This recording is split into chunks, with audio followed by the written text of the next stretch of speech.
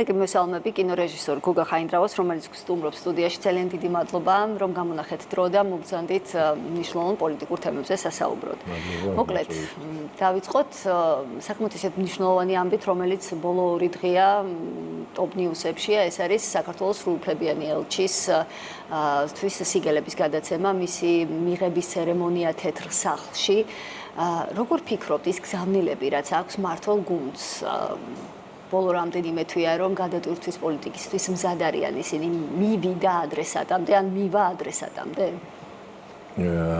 მე ვფიქრობ, რომ ეს ერთი ნაბიჯი არ არის, მხოლოდ 3 ნაბიჯია რამოდენიმე დღეში, რომელიც ცალსახად მეტყველებს იმას შესახებ, რომ ტრამპის ადმინისტრაცია მოიცალა საქართველოსთვის. თქვენ ხედავთ, თქვათ რა მასშტაბის, ასე ვთქვათ, ძრებია მსოფლიოში ტრამპის ხელისუფლებაში მოსვლასთან დაკავშირებით თავდაყირა დააყენა ფაქტიურად მსოფლიოში პოლიტიკა. ეხლა გუშინდელი განცხადება მარტო საფრანგეთის პრეზიდენტთან დაკავშირებით, რომ ცუდი ბიჭი არ არის, მაგრამ მაინც გონზე არ არის, ისეთ განცხადებებს აკეთებს. ეს მეტყველებს იმაზე, რომ ძველი წესრიგი პოლიტიკური, რომელიც მსოფლიოში იყო, აღარ არსებობს აბსოლუტურად.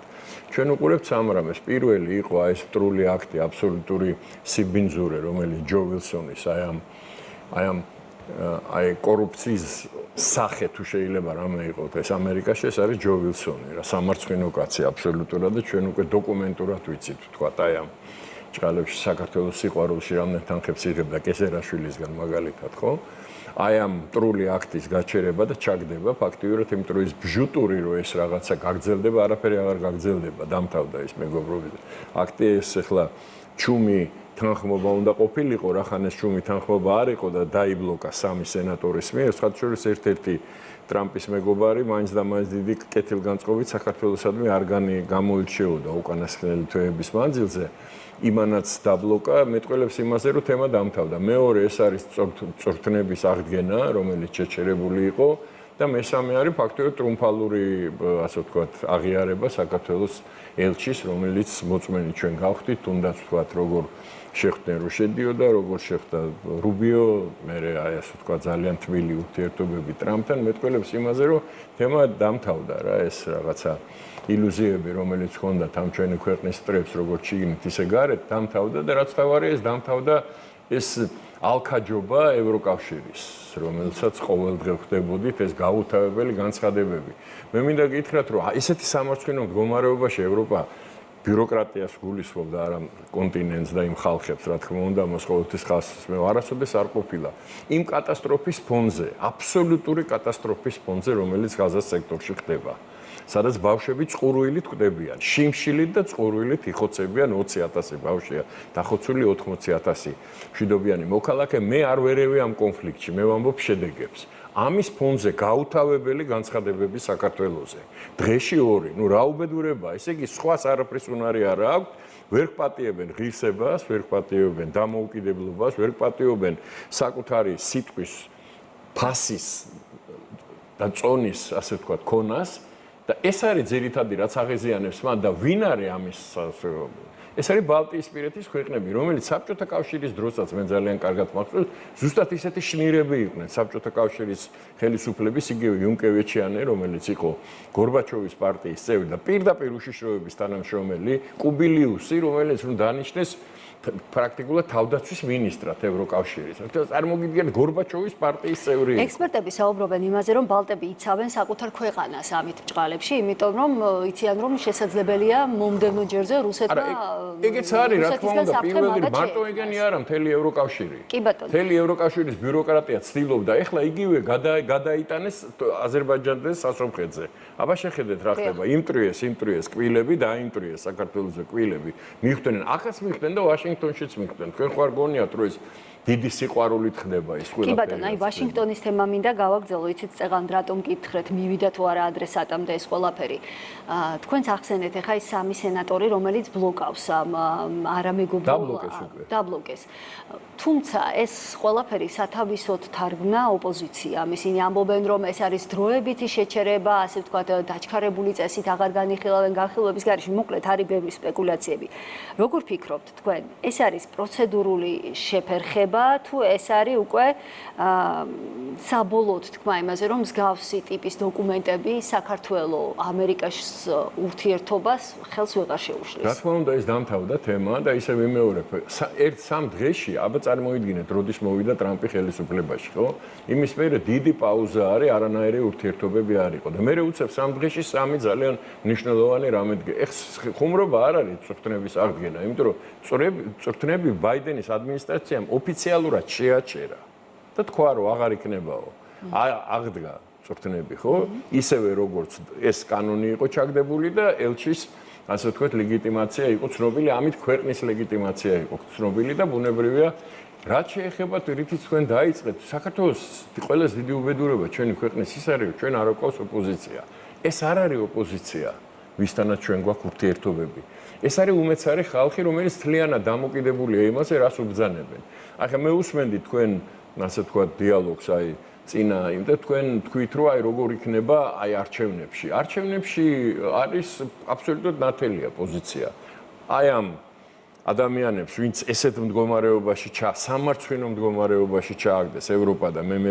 მოგიყვანთ ერთ მაგალითს აი სულ ახალს გამოძიება დაიწყო 18 ქვეყნის წინააღმდეგ ევროკომისიამ რომ ისინი რუსეთთან ფარულ გარიგებებს აწყობდნენ აი ამ გაუთავებელი იმების ფონზე რა რაც აი ამ რუსებს რო აკისრებენ ხოლმე რა ქვია იმას სანქციები ემბარგო სანქცია აი მის ფონზე 18 ქვეყანა ბელგია, საფრანგეთი, გერმანია, პოლონეთი თურმე შურიმურებს ატარებდნენ იქ რუსეთთან და გამოძიება დაიწყო ამ საკითხზე. ესე იგი აქ ნათელია აბსოლუტურად ამათი პატრონობა დაყვეს ორი ეს ლელო და გახარია ესენი მიიღებენ მონაწილეობას არჩევნებში და იქ კიდე წვრილფეხობა კიდე ესენი წვრილფეხობა არიან მაგრამ ნუ იქ კიდე ვიღაცა ალბათ რა ვიცი გირჩი რა ვიცი ვიღაცები დანარჩენები არ მიიღებენ ეს არის რისთვის რომ ესენი რო წააგებენ ყველამ კარგად იცის, ამიტომ შეიქმნება სურათი, რომ აი ნაწილი ოპოზიციის წავიდა კონსტრუქციულად და მეორე ნაწილმა მერე გააპროტესტებს გაყალბებულ არჩევნებს. ეს ხო, ნუ ეს 1000-ჯერ გავლილი სცენარია. როდემდე, მაგრამ ამაზე ისიც მეტყველებს, რომ ამერიკის შეერთებული შტატების საელჩოს 340 თანამშრომელი ყავს საქართველოში. აქედან 40 თუ არის დიპლომატი, ისიც არა, დანარჩენი დაზვერვაა. აი ამ დაზვერვა ისიც ვერ დაადგინა, რომ სალომე ზურაბიშვილი ვერ იქნება საქართველოში ლიდერი. ვერ იქნება ის რა ქვია, ჩორგოლეიშვილი ლიდერი, ვერ იქნება ხაბეიშვილი ლიდერი, ვერ იქნება გახარია ლიდერი. ისიც კი არ იციან. ამიტომ ამ ვითარებაში რომელიც ბუნებრივია მნიშვნელოვნად მოქმედებს იმაზეც რაც ვაშინგტონში ხდებოდა. ხო და ამის შესახებ პირდაპირ გვესმის თეთრი სახლიდან გვესმის პრეზიდენტის აპრეებს ლაპარაკობენ წარმოიდგინე. ქალბატონი რომელიც ხელმძღვანელობდა USAID 180,000 ქონდა შემოსავალი წელიწადში და მისი ქონება 30 მილიონი დოლარი აღმოჩნდა. და ამასთან დაკავშირებით გამოძიება ბაიდენთან და იმის რა ქვია იმას იბარებენ გამოძიება დაიწყო იმის ბაიდენის წინ ვინ იყო ის ობამას წინააღმდეგ და შემდეგ კატასტროფა კორუფციული შეთანხმებები ნუ აი მილიარდობით დოლარს მოიცავს და ამას ხო ყველაფერი ამას ხო ჩვენ არ ვიგონებთ ეს ჩვენ გვესმის იქიდან ისევე როგორც ევროპაში, აბა თქვენ წარმოიდგინეთ, ეხლა ფონ დერ ლაინი რომ მექთამე იყო, ეს ყველა მიცის, უკვე ამას პირდაპირ ეუბნებიან დეპუტატები სახეში იმ დებატების დროს, ეუბნებიან, ეხლა ფაიზერის კონტრაქტს რო თავი გავანებოთ, რის შედეგადაც მაგის ხმარი, რომელიც რაღაც რეგიონალური აფთიაქის გამგე იყო, ფაიზერის დირექტორატში ამოყო თავი 40 მილიარდ დოლარზეა ლაპარაკი, ხო? გარდა ამისა, ამას წინათ გამოვიდა გერმანელი დეპუტატი და 5 საქმე დაუსახელა, სადაც ის პირდაპირ არის მხილებული კორუფციაში და ამას ხო ყველაფერს ხედავთ ყოველდღიურად, არ გადის დღე, რომ სკანდალი არ იყოს. ამ ბიუროკრატიამ თავისთავი ამოწურა. ევროკავშირმა თავისთავი ამოწურა. როგორც სტრუქტურა ის აღარ იარსებებს. ეგეთი კავშირები სოფლიოს ისტორიას ასწავს ძალიან ბევრი. და რითი ბოლო-ბოლო საბჭოთა კავშირი როგორ დამთავრდა, ხო ნახეთ, უკვე აი ზუსტად ისე ამთავრებს ეს კავშირი, იმიტომ რომ კომუნისტ საბჭოთა კავშირად იქცა.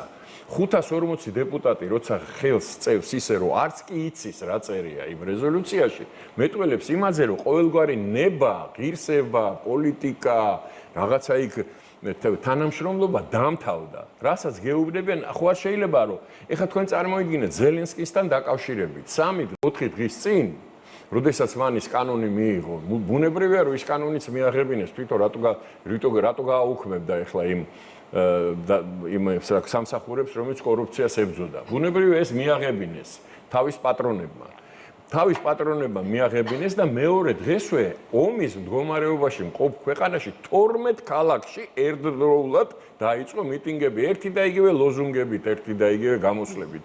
12-მა ძირითადმა მსოფლიოში წამყვანმა გაზეთმა და ჟურნალმა ერთი და იგივე ტექსტი დაბეჭდა. ეხლა თქვენ ვინმე მეტყვის მე რომ ეს დამოუკიდებლად ხდება და იქ რაღაცა პოლიტიკოს და Washington Post და Times ის მოუვიდათ, რა ქვია, ერთ და იგივე ტექსტი. ბუნებრივია რომ ეს იყო მითითება, ბრძანება, რომელსაც ისინი ასრულებდნენ. ბატონ გოგა, თქვენ გაქვთ არგუმენტები, გასაგებია თქვენი არგუმენტები, მაგრამ მიუხედავად ამისა, ძალიან ხშირად გვესმის როგორც ევროპიდან, ასევე მაგალითად გუშინ გავრცელდა მეთიუ ბრაიზას განცხადება, ვციტირებ, ამბობს, რომ შტატებისთვის საქართველოს სულ უფრო ნაკლებად საინტერესოა, რომ საქართველოს რუსეთის ორბიტაზეა გადართული და ასე შემდეგ. თქვენ ძალიან კარგად იცნობთ მას პოლიტიკურად. პირადადაც ძალიან კარგად. პირადადაც ბუნებრივია, მქონიათ გადაკვეთა. როგორ ფიქრობთ, ეს არის ბრაიზას მხრიდან ინფორმაციის ნაკლებობა თუ მის არა, ბრაიზა არის მეხთამე, პირდაპირ თუ გეტყვით. მიზანმიმართულად ერთ ცნობილია, ხა ბრაიზა რომ მეხთამე ყველამ კარგად იცის რა. ეხლა სააკაშვილის დროს ქორწილი გადაუხადეს სტამბულში, მე ვიცი ზუსტად ვინ იყვნენ, ზუსტად სად იყვნენ, როგორ იყვნენ, მილიონი დაჯდა, მილიონები დაჯდა ის ქორწილი იმისი ზეინო ბარანთან სამარცხვინო ამბავი იყო. ბრაიზა არის ერთ-ერთი არქიტექტორი აი ტრაგედიის, რომელიც მოგვიწყეს 2008 წელს. ეგ იყო კურატორი ამ ასე ვთქვათ აქციის რა, რომელიც უნდა ჩაეტარებინა სააკაშვილის კულთან იჯდა და ეგ იყო ესე იგი ძირითადი წარმმართველი. ეს მეტყველებს იმაზე, რომ ესე იგი არანაირი ფასი მაგათ სიტყვას აღარაა. ყველაფერი დამოკიდებულია რამდენს გადაუხდიან. რასაც გინდა იტყვის, თან იმდენად უგუნური გახდა ბოლოს რა, ეტყობა და დაკარგა საერთოდ ის რაც ჰქონდა ადრე. მე მგონი სამსახური დაკარგა საერთოდ იქ სადაც მუშაობდა, ხო? აღარ ჭირდებათ იქ და გამოუშვეს იქიდან, იმიტომ რომ წარმოიდგინეთ წინა დღეს მაგან თქვა რომ ამერიკის შეერთებული შტატები დაკარგა ინტერესი საქართველოსადმი და მეორე დღეს უყურებთ რა ხდება. ელჩის როგორ იღებენ, წრფნები იწყება და ესე იგი ეს მეტყველებს იმაზე რომ იმასთან კონტაქტში აღარც არის რეალურ პოლიტიკასთან. რა ხდება ვაშინგტონში არის ეს, მაგრამ რაღაცა ფული გადაუგდეს და გამოვიდა და იმ გაუქმებულ იმაში რადიოსადგურში თუ იმაში რაღაცა ინტერვიუ მიცა. ეს შიდა მოხმარებისთვის არის რომ ეს ოლე ტროლაელები რო დადიან იქით აქეთ იმათთვის არის ეს ყველაფერი რეალური ამის უკან არაფერი არ დგას, იმიტომ რომ სამარცხვინო ვითარება იყო ხო წინა დღეს კაცმა განაცხადა რომ ამერიკამ დაკარგა ინტერესი საქართველოსიდმი და მეორე დღეს ჩვენ უყურებთ თქვათ საქართველოს ელჩის მიღების ცერემონიას. აი თქვენ ამბობთ ახლა რომ შიდა მოხმარებისთვის არის, ოპოზიციისთვის არის და ასე შემდეგ, მაგრამ როგორ ფიქრობთ? ეს არ არის ოპოზიცია, ეს არის აგენტურა. არანაირი ოპოზიცია ეს არ არის, სამწუხაროდ. როგორ ფიქრობთ ამ შემთხვევაში რამდენად არსებობს საფრთხე, რომ ის განგაში სიგნალები, რაც მოდის ევროპიდან, მაგალითად ვიზა ლიბერალიზაციის შეჩერებასთან დაკავშირებით, იყოს რეალური? გამორიცხულია 27 ქვეყანაა იმაში ევროკავშირში. ეს იმიტომ ჩვენი სიყვარულით კი არიზავენ ამას. საკუთარი თავის სიყვარული, იმიტომ პრეცედენტი რომ დაუშვან ევროკავშირში, ყველას ესმის ბულგარეთს, რუმინეთს, სლოვაკეთს, უნგრეთს და სხვა ქვეყნებს კი. იტალიასაც კი 9 ქვეყანა მდგომარე, ხო ნახეთ. იტალიის ხელმძღვანელობით დასაწყისში იყო 2, სლოვაკეთი და უნგრეთი მხოლოდ, რომელიც ეწინააღმდეგა. ეხლა ავიდა 12-ზე თუ 13-ზე უკვე, რატო? იმიტომ რომ ყველას ესმის რომ ეგეთი ფაქტი თუ შედგა ასე დაუმსახურებლად, აი აბსოლუტურად აი სიცრუეზე აგებული გადაწყვეტილება თუ მიიღო და დაისაჯა რომელიღაცა ქვეყანა ამათო ინფორმით. გამოდის რომ ნებისმიერი ქვეყანა არის ამ საფრთხის ქვეშ. ამიტომ ჩვენი სიყვარული და იქ საქართველოსთვის კი არა, თავისთვის არიზავენ ამას. არანაირი ვიზა ლიბერალიზაცია. რატომ კეთდება დღეში ორჯერ როგორც თქვენ აღნიშნეთ საქართველოს შეხედეთ ვინ წერს ამას. ეხლა ის კოხი რო არის ვიღაცა ხალი ხო სამართლო ეხლა ხო ვინახეთ ვინ შეხედეთ სულ ვინც დგანან სააკაშვილის სურათები დერეფანში, მერე ისინი აკეთებენ ამ წერილებს, განცხადებებს და ასე შემდეგ. ერთი და იგივე ხალხი. როგორ ფიქრობთ, ეს კეთდება არჩევნებისთვის, იმიტომ რომ ხშირად მმართველი გუნდი საუბრობს იმაზე, რომ შესაძლებელია ეს ჭირდებოდეთ რაღაც სახის დისტაბილიზაციისთვის, იმიტომ რომ რევოლუციის სცენარი არ გამქრალა რადარებიდანო ეს მმართველი გუნდი ხშირად. რევოლუცია შეუძლებელია მმართველ გუნდთან შედარებით ბევრად უფრო დიდი გამოცდილება მაქვს აი ამ ვითარებაში ყოფნის, ამიტომ გეტყვით, რომ არანაირი შანსი რევოლუციის საქართველოში არ არის. დესტაბილიზაცია რაღაც ფორმით, რა თქმა უნდა, მხოლოდ იმისთვის, რომ შეიქმნა სურათი, მეტი არაფერი, რომ აი თქვა ვილსონმა იმან იუნკევიჩიანემ და ის კიედეის ფრანგი რო არის ელიზა თუ რა გვაქვს, რომ ილაპარაკონ, რომ აი საქართველოში რა ხდება, საქართველოში ხალხი ქუჩაში. ეხლა თქვენ წარმოიდგინეთ, მე ეს კარგად ვიცი, რას ნიშნავს აი ეს გაუთავებელი ზეიმი, რომ რუსთაველი გადაკეტეს რა. აი ეგ არის ერთადერთი მიზანი, რისთვისაც იკრიბებიან, რომ რუსთაველი გადაკეტონ. ეხლა დანარჩენი რაც ჩვენ გვესმის, ხო, 2 დღის განმავლობაში TV პირველი აცხადებდა, რომ ორმა სინთეზის პატიმარმა შიმშილობა გამოაცხადეს. აღმოჩნდა, რომ ეს ორი სინთეზის პატიმარი რუსეთიდან შემოდიოდა ორი ბარიგა, რომელსაც შემოქონდა დიდი რაოდენობით ნარკოტიკული ნივთიერება, მესამე ქალი იყო მაგათთან ისიც დაპატიმრებულია, სინთეზის პატიმრები ყოფილან. ესე იგი ადამიანები, რომელიც შემოდიან იმისთვის, რომ ჩვენი შვილები მოწამლონ, მოკლან, იმისთვის, რომ საკუთარი კეთილდღეობა, ასე ვთქვათ,